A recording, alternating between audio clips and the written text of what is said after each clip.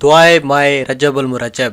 یہ دعا حضرت امام جعفر صادق علیہ السلام سے مروی ہے۔ ماہ رجب میں اس دعا کا نماز پنجگانہ کے بعد پڑھنا مستحب ہے۔ بسم اللہ الرحمن الرحیم۔ اللہم صلی علی محمد وآل محمد یا من ارجوہ لکل خیر وآمنوا صحتہ عند کل شر یا من یعطی الکثیر بالقلیل یا من یعطی من سأل یا من یعطی من لم یسألہ ومن لم یعرف تحننا منہ ورحمہ آتنی بمسألتی ایاک جمیع خیر الدنیا وجمیع خیر الآخرہ واصرف عنی بمسألتی ایاک جمیع شر الدنیا وشر الآخرہ فإنہ غیر منقوص ما آتیتہ وزدنی من فضلک یا کریم۔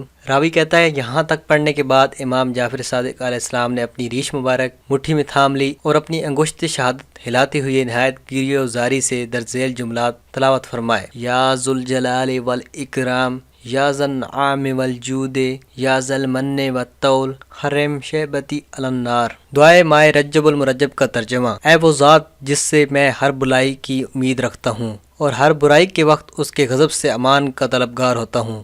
اے وہ خدا جو تھوڑے عمل پر بہت زیادہ اجر عطا فرماتا ہے، اور اے وہ خدا جو اسے بھی عطا کرتا ہے جو نہ تو اس سے مانگتا ہے اور نہ ہی اس کی معرفت رکھتا ہے۔ اے خدا تو مجھے اپنی بارگاہ میں میری دستے سوال دراز کرنے کے صدقے میں دنیا اور آخرت کی تمام بھلائیاں اور نیکیاں عطا فرما دے، اور اپنی بارگاہ میں سوالی بن کر آنے کے صدقے میں دنیا اور آخرت کی تمام برائیوں اور مشکلات کو مجھ سے دور فرما دے، کیونکہ تو جتنا عطا کرے اس سے تیرے ہاں کوئی کمی نہیں ہوتی۔ تو اے کریم میرا دامن اپنے فضل و کرم سے مالا مال کر دے۔ اے صاحب عز و جلال، اے بے شمار نعمتیں عطا کرنے والے سخی، اے نیکی و عطا کے مالک، میری داڑھی کو آتش جہنم پر حرام فرما دے۔ والسلام علیکم ورحمۃ اللہ وبرکاتہ۔